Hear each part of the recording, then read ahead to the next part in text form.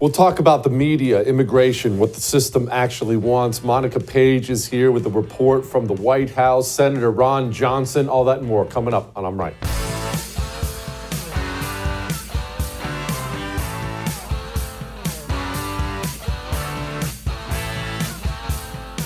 Let's talk about the media and the system and illegal immigration because Trump sat down with ABC's Terry Moran last night and a lot came of it. But I want you to feel good about something before we get into what they want. The border is secure. The border is secure. Now, I realize sometimes in life, the bare minimum doesn't feel like a win. You, a citizen of any country, let alone the United States of America, you deserve a government that will secure your border. That's kind of the bare minimum. But we have to understand where we are as a country. Where we are is we have an occupying, hostile force within our borders. They're known as Democrats. And they open up borders on purpose to destroy the country. That's half the country. So if we have successfully fought any battles, political battles, and at the end of that political battle, it has ended in a secure border, that is something to feel good about. I know it's not enough, and I know about the deportations and all the other things, but a secure border is something to feel good about. The Trump administration right now, they're 100 days in. And he gave a big 100-day speech yesterday and all those other things. And I got all that. We're not going to talk about that. We're not going to sit and focus on that.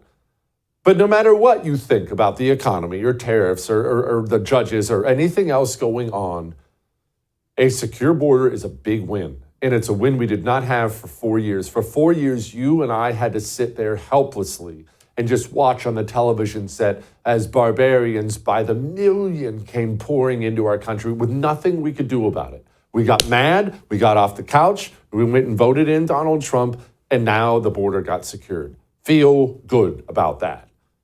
Trump was talking about it. Here he was. The last administration engineered a massive border invasion. But standing before you today, I can proudly report that this heinous betrayal is over and that we have achieved the most secure border in American history by far. In American history.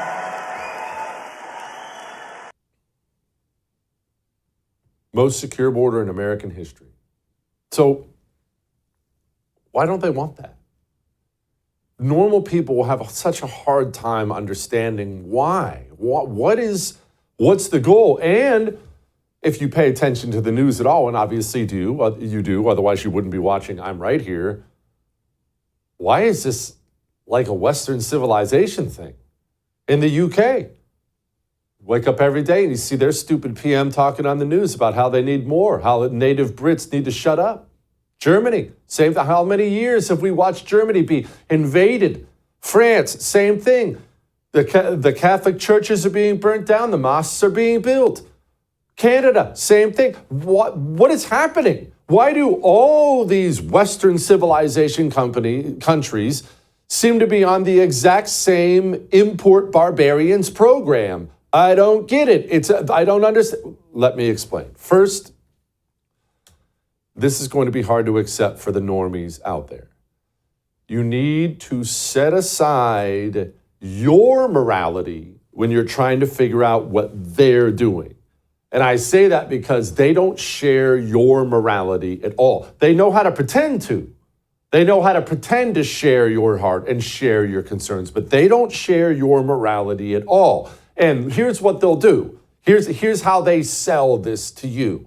At least it'll tone down your anger a little bit. Well, we just have different views on the border.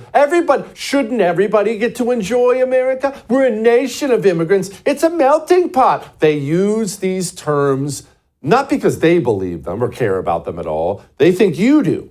And they think, well, if we just call it a melting pot enough times, they'll kind of just back off. But that's not really what they want. It's not what they believe. So what is the deal?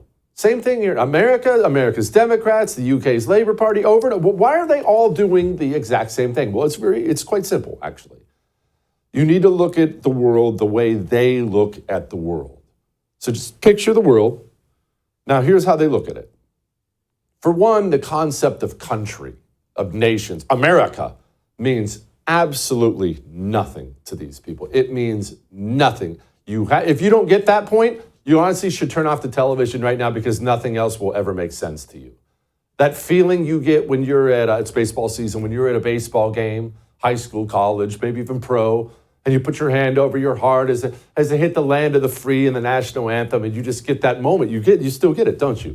That patriotic pride that swells up inside of you, maybe even get a little misty. These people haven't felt that in years, if ever. That doesn't exist inside of them. They don't think about the concept of country. When they look at the globe, everything's about power. About power. They want more of it. They want more power. They want more control. They believe that Western civilization itself, this whole people having a voice thing, they think that was a mistake, actually. They'll never admit this to you, but they should just be allowed to rule everything. They've made many public comments revealing that's what they actually think. They should be in control of everything. You should shut up and do what you're told and say what you're told. And that's what they believe. Okay, so that's their goal. How do they go about doing that? How do they get that? Because these countries, America, we'll just stick with us, America has all these rights, the Constitution, all these limits on their power. How do you handle that? And America has, and the same in other countries, but America has all these people like you. And believe me, they talk about you. Did you know that? They meet and they discuss how to deal with you. You are their ultimate enemy. The patriotic citizen is their ultimate enemy. The patriotic citizen that wants what's best for America. Well, if I'm some globalist who's only trying to get power, that patriotic citizen, he stands against everything I stand for. He's my enemy. Okay, so what do they do about you? Outnumber you.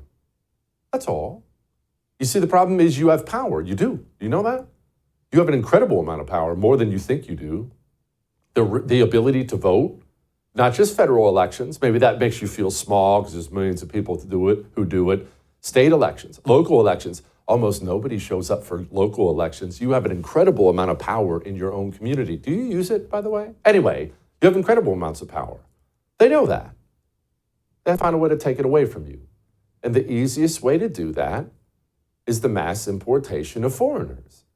Because somebody who wants to come here, maybe there's someone who wants to come here and commit crimes, maybe they're just somebody who wants to come here and clean the office building you work in. But no matter who they are, if a political party says they're going to bring them in and allow them to stay here and luxuriate in America, do you think that person will be a loyal Democrat, leftist, the rest of their lives? Of course they will.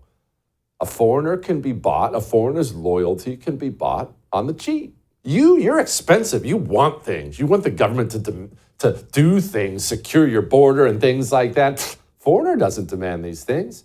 Foreigner wants a $500 visa check and to be left alone to make some pupusas. That's what the foreigner wants. And so they bring them in. This is not a new concept. Guys like Plato used to talk about this. Aristotle, that's how evil people are. Bring in foreigners, as many as you can, because they will outnumber the patriotic people, and then you can take as much power as you want. That's what the system wants. And so when you see Terry Moran sit down, ABC's Terry Moran, he pretends to be a journalist, but he's an apparatchik. When you see him sit down with Donald Trump and try to hand-wring about the tattoos that may have been adjusted or on the MS-13 guy's knuckles, just know that it's not about the MS-13 guy. It's not about the tattoo. It's not about it's about none of these things. Terry Moran sat and cheered while Democrats imported 20 million barbarians for 4 years because he understands that will break the country. That's what he wants. Now, if we deport these people, that'll save the country. He can't afford that. So he'll make an issue of it. Murderers, criminals in this country, we have to get them out, and we're doing it. By law. And you'll pick out one man, but even the man that you picked out, he said he wasn't a member of a gang. And then they looked, and on his knuckles, he had MS-13. There's a dispute. Well, wait a minute. He had MS-13 on his knuckles tattooed. He had some tattoos that are interpreted that way. But let's move on. Wait a minute. Hey, Terry. He did not have the letter MS-13. It says MS-13. That was photoshopped. So let me That was photoshopped. Terry, you can't do that. Hey, they're giving you the big break of a lifetime. You know, you're doing the interview. I picked you because, frankly, I never heard of you, but that's okay. But I picked you, Terry. but you're not being very nice. He had MS-13 tattooed. We'll agree to disagree. I want to move on to something else. Terry, do you want me to show you the picture? I saw the picture. We'll and you think agree it was to disagree. Photoshop? Well, Here we go. Don't Photoshop it. Go look at his hand. He had MS-13. He did have tattoos that can be interpreted that way. I'm not an expert on them. I want to turn to Ukraine, No, sir. Terry, I want to get to Terry, Ukraine. No. He had MS as clear as you can be, not interpreted. This is why people no longer believe the news, because when it's he was fake photographed news. in El Salvador, they aren't there. But let's just go on. They aren't there when he's in El Salvador. They weren't there, but they're there now, right? No, but they're in now. your picture. Terry. Ukraine, sir. He's got MS-13 on his knuckles. All right. Okay? Well, we'll take a look at that. You do such a disservice. We'll take a look at Why that, don't you sir. just say, yes, he does, and, go on to something else? I wanted you to watch that entire thing. And if it wasn't for time, I would ask the producer to play it again. Please don't play it again, Matt, because it is long. But I wanted you to watch that, not so you can wave pom-poms. Yay, Trump, yay. I wanted you to watch that because what he did is exactly what you should do when you find yourself in debates with communists. I know this happens when your liberal Aunt Peggy starts yelling and screaming. What he just did was put on a clinic in ways that I've actually never seen him do before. It was masterful. It was masterful. And here's what he did. You see, the communist, remember, he's a mile wide and an inch deep. He's trying to destroy, and he's had lies uploaded to him by the hive mind. But he can't speak with any depth on anything, and he doesn't want to. He wants to tell a lie, move on. Tell a lie, move on. Tell a lie, move on. And it's a tactic they use. And so what they will do is they'll do things like, well, what Terry Moran tried to do. Well, I mean, there's some dispute about that. Anyway, let's move on. Trump wouldn't let him. Trump didn't get angry, you see. Didn't start yelling and don't let a liberal Aunt Peggy get a rise out of you. Stay calm. Trump didn't let him. No. You said it wasn't. Okay, well, let's move on. No, we're not going to move on. You said it wasn't. They will desperately try to move on. Trump didn't let him. Trump didn't allow him to move on. Trump stayed calm, and he made sure the communist was forced to stay and discuss the lie he just told. It was chef's kiss perfection. That is how you debate with communists when you meet them in your own lives. Don't let them move on. Don't let them lie, and don't get angry. They'll win if you get angry. You stick them. No. You said. You just got done saying. Do you want me to play the tape again? You said it wasn't, but it was. Well, I don't know. I'm just a reporter. But there's dispute. Anyway, let's move on. No. We're not going to move on. That's what you said. But back to Terry Moran. Back to what he wants. He was practically on his knees begging to bring the guy back. Came into our country illegally. You could get him back. There's a phone on this desk. I could. You could pick it up, and with all the power of the presidency, you could call up the president of El Salvador and say, send him back right now. And if he were the gentleman that you say he is, I would do that. But the court has he's ordered not. you to facilitate that. I'm not the one making this decision. We have lawyers that don't want to do this. But the buck stops in this office. No. I follow the law. You want me to follow the law? If I were the president that just wanted to do anything, I'd probably keep him right where he is. Court. Why does Terry want him back so bad? Does he just have a good heart? It's just naive, just misguided? No. Terry's a communist apparatchik. He understands full well what we discussed to open up this show, that the mass importation of foreign barbarians is the central pillar of global communism now because it's necessary to destroy Western civilization. That's why he sits and begs, please bring him back. We need him here. We need him raping people here, please. That's what he wants. Don't give him the benefit of the doubt. Why do you think CNN blurred out the pictures of all the illegals the White House put out in front? Why do you think they did that? The Trump administration is approaching its first 100-day mark with a full court press on the issue of illegal immigration, and they really don't want you to miss it. So they subtly and tastefully deck the White House North Lawn with dozens of yard signs featuring photos of people that the Trump administration claims are in the country illegally, each poster saying arrested and listing the alleged offensive with which they have been charged. CNN's working to confirm the identities and if there are actual allegations against these people. Until then, we are blurring their identities. That's, of course, a lie. You know that. It's a lie. Jake Tapper's lying. CNN's lying. They show the names and faces of people who had allegations against them all the time without hesitation. So why blur the names and faces of illegals? Because CNN is part of the system that wants the mass importation of barbarians to bring your country to its knees. All that may have made you uncomfortable, but I am right.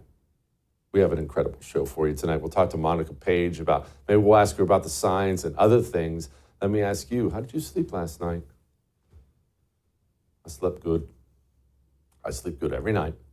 Everyone in my family sleeps good every night. It's not a mystery. I don't have to ask people anymore, hey, how'd you sleep? Because if anyone in my family is struggling to sleep or thinks they might, they go have a cup of hot chocolate. The hot chocolate is with dream powder, though. Mine is cinnamon chocolate. They have a bunch of different flavors. I'm a cinnamon chocolate freak, but this is unique hot chocolate, you see, because it has a bunch of natural things in it, like reishi, that'll put you to sleep. And when you wake up in the morning, you don't have that heavy grog like you're dying. You feel good, ready to go. You want to go get a bag? Up to 40% off at shopbeam.com/Jesse Kelly. We'll be back.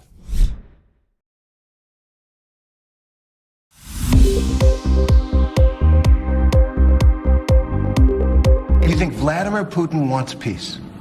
I think he does, yes. I think he Still. does. I think Even with because the of me, raining missiles I on. think he really, his dream was to take over the whole country. I think because of me, he's not going to do that. Do you trust him? I think. Do you trust him? I don't trust you. I don't trust a lot of people. I don't trust you. Look at you. You come in all shooting for bear. You're so happy to do the interview. I am and happy. then you start hitting me with fake questions. Joining me now, Monica Paige, White House correspondent with Turning Point USA. Monica, obviously it was a fiery interview, to put it mildly. What is it with these people in the Putin stuff? Does the public still buy into this crap? Absolutely not, Jesse. And it's so funny that you played that clip to start off the segment, because Terry's actually here, by the way. I actually passed him in the security booth. He's here on the White House grounds. Not entirely sure what he's doing here after that very embarrassing and disastrous interview. He came firing on all cylinders against President Trump when clearly he doesn't really know what he's talking about. This administration has not only had facts, but the numbers on the side to back up what President Trump has been saying. He is negotiating with Vladimir Putin. He's negotiating with Vladimir Zelensky. And actually today, during the cabinet meeting, Scott Bessent, the Treasury Secretary, says they are pretty much close to signing that minerals deal as soon as this afternoon, from what I understand. So they are getting a move on these conversations. And it's embarrassing for somebody like Terry to come at President Trump. The media is clearly on the offense here when it comes to the president, and the American public is not buying it. I was on the ground yesterday speaking to Michiganders while the president was celebrating his 100 days rally, and they are clearly very much on board. It was a loud and rowdy audience. Everyone is definitely on board with the president's message and his agenda. And don't buy into what the mainstream media is selling you. Do not buy it, because clearly they have been wrong back in 2016, and they're still just as wrong now. Yeah, I'm sorry you had to spend time in that horrible state. Anyway, let's talk briefly about the White House and the minerals deal, because they had a minerals deal. They had it signed. They had the binders ready, from my understanding, with the press conference, and then Zelensky came in for some reason and blew the whole thing up. It was a complete disaster. The White House, what did they make of that whole thing? Yeah, from what I understand, the White House was very disappointed in the actions that Vladimir Zelensky really took during that entire meeting. He showed up, I guess, looking to be a little bit more on the aggressive side, but that doesn't play over with President Trump. If you want a deal, you should be willing to make one. You're not going to tell our country how we're going to feel, what we're going to do, how we're going to act, and how we're going to say it. That's just not what this administration and this president is doing. You can't just walk in here and just start calling the shots. That's not how this works. You come into our country, you're a guest here. And I think that's what the president was trying to portray during that meeting. But from what I understand, there are still very much talks behind the scenes. As we know, the president met with Vladimir Putin during the Pope's funeral in Italy this past week. And I'm assuming that those talks went very well, because I don't know what President Trump had said behind closed doors, but they are clearly making some progress. It's baby steps, but it's definitely a step in the right direction in finally getting this war finished and done with, a war that, as President Trump says, has never should have been started. Yeah. Trump and Moran also went back and forth on Joe Biden's decline. Here it was. Do you think the reputation of the United States has gone down under your presidency? No, I think it's gone way up, and I think we're a respected country again. We were laughed at all over the world. We had a president that couldn't walk up a flight of stairs, couldn't walk down a flight of stairs, couldn't walk across the stage without falling. We had a president that was grossly incompetent. You knew it, I knew it, and everybody knew it, but you guys didn't want to write it because you're fake news. All right. Thank you. And by the way, ABC is one of the worst, I have to be honest with you. Thank Well, ABC is one of the worst, and I'm glad he's staying on this because the media is trying desperately to do we were lied to, we didn't know. Of course they knew. They covered it up because they're evil demons. Yeah, I'm surprised Terry didn't do some damage control there and try to cover up the president's decline then, the former president's decline then, excuse me. And what's interesting is that I covered this White House under Joe Biden. And the moments that I did see him, it was very apparent. You didn't need the mainstream media to tell you that. You just needed to be an average, everyday American watching the TV screen. And what's funny is that this mainstream media was trying to play it as if the president was sharp. He was focused. He was there. He was with it. But all the signs were there. I mean, you had a masked face, little to no emotion on his face, garbled speech. No one understood what he was saying half the time, and a very stiffened gait when he walked across the lawn to either depart or return back from where he was going. And those were all the telltale signs that it was dementia or it was Parkinson's, some kind of very mild version of it. I'm not here to diagnose the former president, but I saw, because I had a family member, my grandmother, she dealt with it, and I'm sure everybody has had a family member that has dealt with it. And what's so alarming is that during the White House Correspondents' Dinner, they awarded Alex Thompson for bringing this to light and having the best reporting on the former president's decline. That was comedic. That is laughable, because this was the same administration, the same reporters that told us, no, he's making all these deals. Look at the president go. He is so sharp and focused, and don't listen to what he's saying. He's just maybe a little bit older, a little bit wiser. And that just wasn't the case. I did a whole 30-minute investigative piece on the president's decline. And whoever Alex Thompson is, didn't even scratch the surface of some of the things that I uncovered and who I spoke to regarding the former president's condition. So it's laughable. And I'm surprised that the mainstream media is still playing along with this and still won't admit it, that they were the ones involved in the biggest cover-up scheme to go down in history. Yeah, Monica, the way I see it by this point in time, I think they doth protest too much, meaning they keep bringing this up. Hey, we didn't lie, we didn't cover it up, we didn't lie, we didn't cover it up. I get the sense that the media thinks that they lost significant credibility with their cover-up, but I don't work with these people every day, thank God. You do. Do you get that sense? Absolutely. And it's evident in the briefing rooms every single day, because I feel like between the new media along the sides of the room there, and between some of the things that I've been hearing on the ground with voters, everyday Americans, those who tune into the press briefings, it's the current theme is that, everyday people are not taking the mainstream media seriously anymore. And I've said it once and I'll say it again. The Biden administration bred a sense of elitism in that press briefing room, and bred a sense of elitism to mainstream media reporters as well. So to see how the outsiders are kind of looking into this White House with these reporters and how they covered or didn't cover Joe Biden's cognitive decline is something that I feel like it was completely lost.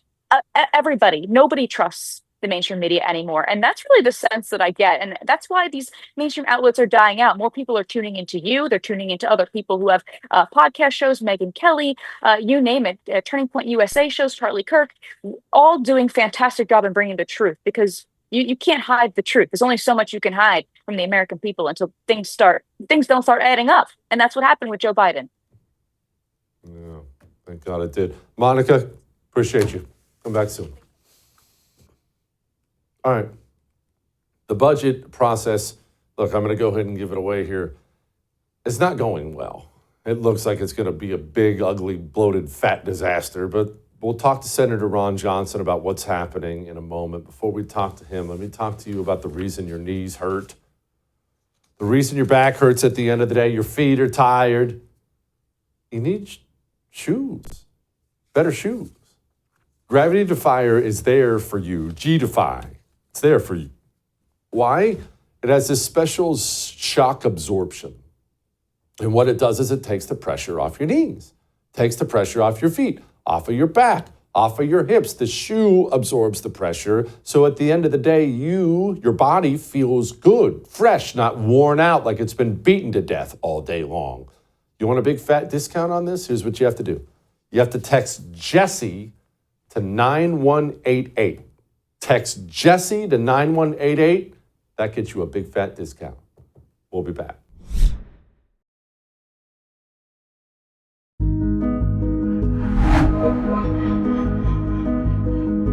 Treasury Department just issued a statement that the U.S. now needs to borrow $500 billion, actually specifically it's $514 billion this quarter.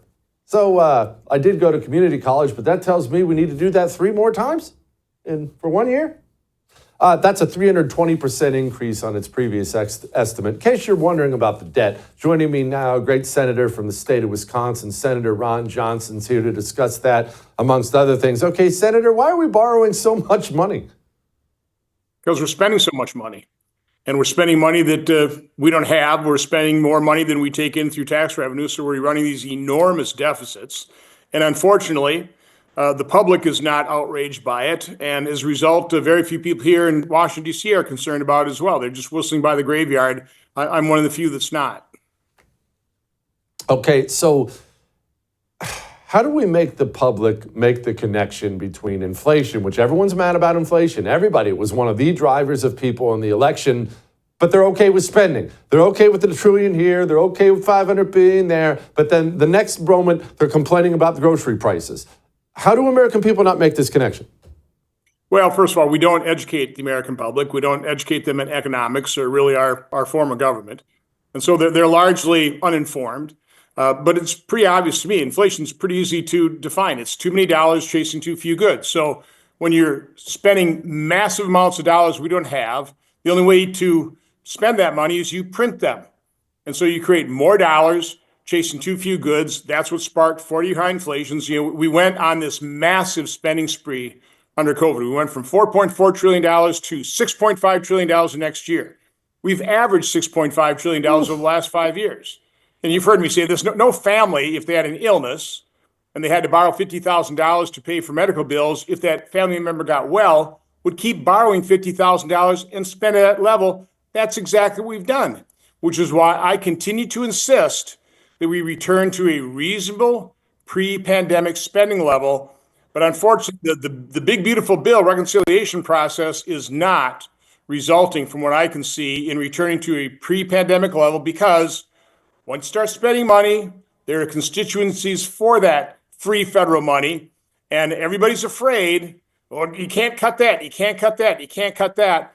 It's the wrong way of looking at things. The way to look at it is, listen, we went from 4.4 to now about $7 trillion.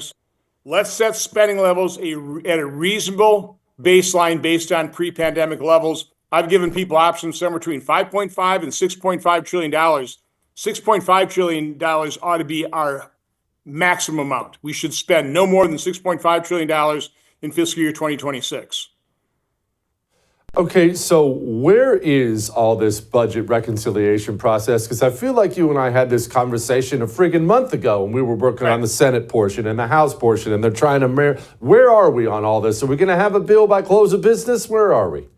Well, I'm not going to vote for it, not the way it's rolling out right now. Again, there's a couple of ways of addressing spending. One is to institute some controls and live by them. That's the way you do in the private sector.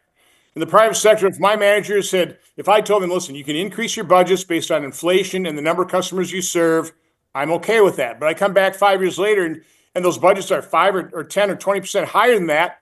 Say, well, you knuckleheads, you can't do that. Bring your budget back in line with what you spent 5 years ago, plus inflation and population growth.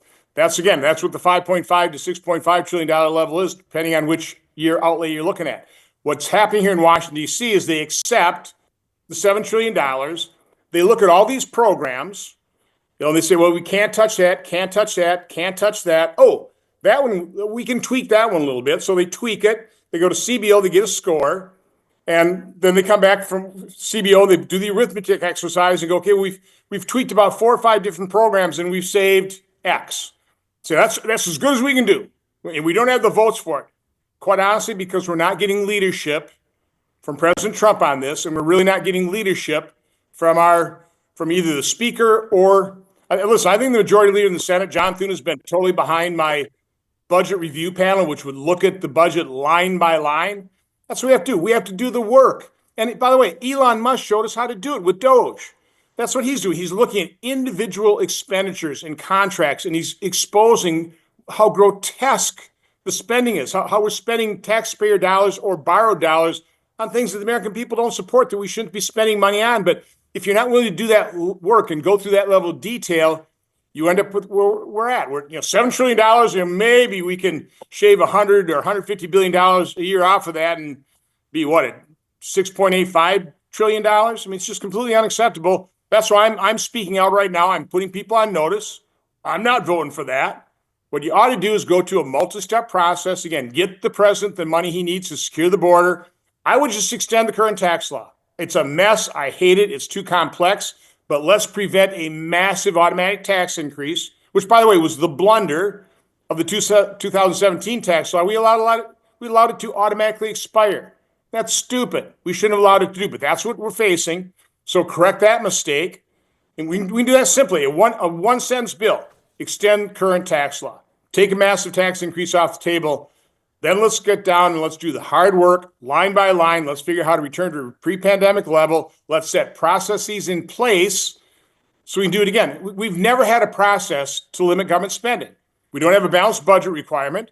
The Budget Act, the Simpson-Bowles, the Budget Control Act, none of these things ever controlled federal spending. This reconciliation process won't control it either. That's obvious. They're not getting down to a pre-pandemic level, which is why I'm speaking out. Senator, President Trump sat down with Terry Moran, ABC, and talked about the tariffs. Here he was. 145% tariffs on China, and that's good. Basically That's an good. embargo. They deserve it. It'll raise prices on They everything deserve from it. electronics to clothing to building houses. You don't know that. You don't know whether or not China's going to eat it. That's mathematics. China probably will eat those tariffs, but at 145, they basically can't do much business with the United States. And they were making from us $1 trillion a year. They were ripping us off like nobody's ever ripped us off. And by the way, we have other countries that were just as bad. If you look at the European Union, it was terrible what they've done to us. Every country, almost every country in the world was ripping us off. They're not doing that anymore. Senator, are the tariffs responsible for the 0.3% drop in GDP? Is it the spend? What is it? What happened? Why are we shrinking? No, I mean, the tariffs haven't had any impact on our economy yet, other than creating an awful lot of uncertainty and instability, which is drying up investment. And that's something the Trump administration really needs to be concerned about. If they don't conclude these trade deals, if we don't return stability and certainty to the economy, we are going to have a huge mess in our hand. Now, listen, the Biden administration, whatever economic growth we got, was primarily fueled by this massive deficit spending, which also devalued our dollar. A dollar you held at the end of 2019 is only worth 80 cents today. Okay, if you held it in 1998, it's only worth 51 cents. And we've just continued to devalue our dollar through all this massive deficit spending. That's why people can't afford things. Listen, there's a real problem in terms of what manufacturing of crucial products we've offshored. Pharmaceuticals, high-end semiconductors, rare earth minerals. There's a list of these things. We need to focus on how do you bring those things back. We need to figure out some way to deal with China because they are breaking all the rules. I mean, I totally agree with that. I don't think it's going to be as inflationary as some people say because that tariff is being applied to the cost of goods coming from China before all the markups. I think it could have an inflationary impact. I'm concerned about the instability within supply chains. There are a lot of people that, again, they've set up these supply chains over decades. You can be upset about them for doing that, but you can't reestablish supply chains overnight. So it's going to be highly disruptive. My role is really let the administration understand exactly how disruptive. Hopefully, the administration, once they get through these initial negotiations, will look at different exemptions to make sure we're not imposing self-inflicted wounds on our economy and good American businesses that are trying to do the right thing. All right, finally, Senator, the judges. Everybody's mad about the judges. I can only imagine what your emails look like. My emails are a disaster. People are ready for Julius Caesar to cross the Rubicon at this point in time. They wake up every single morning and they see some new judge is stopping this and stopping that. Can the Senate do anything? well, we have too many Democrats here, so we can't and won't. Here's who needs to fix this is Chief Justice Roberts. He's the head of the judicial branch. They've got to rein in these out of control district judges. By the way, one thing the Trump administration is doing, and I completely agree with it, they went in, they arrested the circuit judge in Wisconsin who obstructed justice when ICE agents or federal agents were trying to arrest somebody in a safe manner inside the courthouse. She obstructed justice. I'm shocked. I actually applaud my radical left, the Wisconsin Supreme Court, for basically disqualifying her from sitting for the time being. That's good. That judge needs to pay the ultimate penalty or the maximum penalty in terms of what would be assessed to any other American citizen obstructing justice and endangering the public the way she did. Yeah, she certainly does. Senator, thank you as always. I appreciate you, sir. All right. Do you know that the House is increasing Medicaid spending? I'm not even making that up. It's not just that we're not cutting anything. They built like a 25% increase into the spending. I'm frustrated. Whatever. Let's talk about Democrats. Street communists versus elite communists. They're going to war with each other. We'll talk about that in a moment. Before we talk about that, David Hogg is going to be part of that discussion, and that obviously is going to lead us to talk about testosterone and America's lack of it. The country has lost 50% of its testosterone in 50 years because we drink estrogen. It's from the birth control. It's in the water. It's in our water supply. We shower in it. We drink it. It's in the water. It's in the plastics. And we're losing our energy. We're losing who we are. We're losing what makes us men. What do you do about that? Well, you can run down to the street corner and get a needle jammed in your arm. That's generally a bad idea. Or you can fix it naturally. Chalk sells natural herbal supplements for everything, no matter what you're looking for. They sell male vitality stacks too. It's a few different supplements, 3 of them actually. You will feel so good.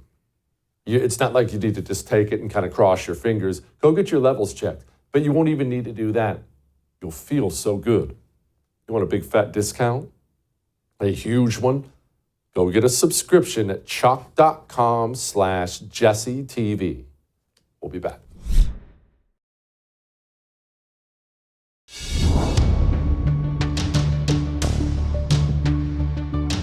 All right, so let's do a little recap of something we've talked about on the show, because there's another great example of this out here. There are 2 divisions of communism now and always. There always have been. It was this way in the Soviet Union. It was this way in China. It was this way in Cambodia. It's this way here in the United States of America. There are elite communists and there are street communists, and they are separate divisions. The street communists, you see them. It's the climate change nutters out there, the Black Lives Matter animals, the feminist animals, the abortion-loving animals, all those street animals out there who loot and murder and vandalize and yell and scream. But here's the thing. Nobody wants to be on the streets yelling and screaming and throwing poop at people. Not if they have the option of putting on a nice suit, fancy steak dinner, flying first class, 5-star hotels. The streets dream of making that transition one day into being elites, and the elites will allow it. They will allow it, except the elites have a rule. They have now and have always had a rule. You can make the transition, you can join their little club, but you are not allowed to make trouble for them, you see. You can join, but you're going to be a good little boy or a good little girl, and you're going to follow the rules, or you're going to be gone. Exhibit A, well, our latest exhibit, it's not Exhibit A, is David Hogg. David Hogg got really, really famous by pretending to be a school shooting survivor from Florida. He parlayed this into a Harvard education and now national prominence as a gun-grabbing street animal. This is what he's been doing with his time. And David Hogg decided he wanted to make the transition to 5-star hotels and steak dinners. So David Hogg is now vice chair of the DNC. But David Hogg doesn't watch I'm Right very clearly, or he would have learned you can't bring your street animal ways with you. You see, he went on TV and said this. We're failing to meet the moment. A lot of our members of Congress are failing to meet the moment, frankly. And we need to make sure that they know that they're going to be held accountable. And we're going to have primary challenges in our safe seats where we have members of Congress who, when they're not being effective or they're not able to meet this moment, that they know that there's a young person who is willing to challenge them and there are resources behind them. 5 minutes later. Let me be unequivocal. No DNC officer should ever attempt to influence the outcome of a primary election, whether on behalf of an incumbent or a challenger. If you want to challenge incumbents, you're more than free to do that, but just not as an officer of the DNC, because our job is to be neutral arbiters. We can't be both the referee and also the player at the same time. And now we find out the DNC is getting ready to replace David Hogg. They went and found some Indian woman. They're going to talk about it. They'll make it about DEI. But none of this is about handouts to Indians. This is about sending a street communist back to the streets because he made trouble for the elites. David Hogg is going to join the Jamal Bowmans of the world, the Cori Bushes of the world. He's going to join them in discovering that you are allowed to get off the streets and set the signs down and stop throwing the poop right up to the point you start making trouble for them, and then it's back to the gutter you go. See you, David. Which brings me to my final point here. Tim Walz. Tim Walz said the quiet part out loud. I knew I was on the ticket, I would argue, because we did a lot of amazing progressive things in Minnesota that improved people's lives. But I also was on the ticket, quite honestly, because I could code talk to white guys watching football, fixing their truck, doing that I could put them at ease. I was the permission structure to say, look, you can do this and vote for this. And you look across those swing states, with the exception of Minnesota, we didn't get enough. Pretty revealing how Democrats plot and think about you, right? That's how they think about you. You're just a white guy. You're just the this, you're just the that. Hey, let's grab this idiot Walz. I bet those white people are dumb enough. We'll put him in front of a pickup truck. That's how these people think, and they wonder why the American people have completely rejected them. All right, let's do Lighten the Mood next.